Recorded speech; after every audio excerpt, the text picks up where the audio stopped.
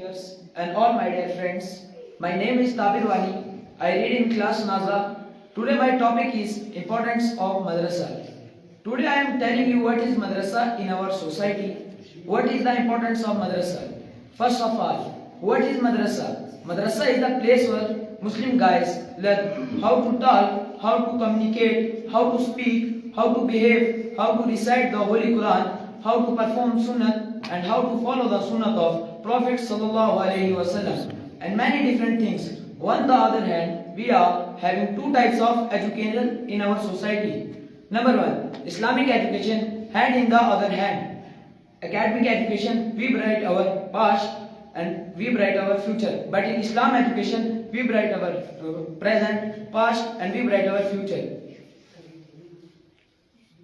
Akira afterward, if the remaining madrasa in our society, the society will be destroyed and different things. Thank you. Have a nice day. जज़ाकल्लाह बहुत खूब। ये थे ताबिर वानी जो अंग्रेजी में अपना मौजूद पेश कर रहे थे।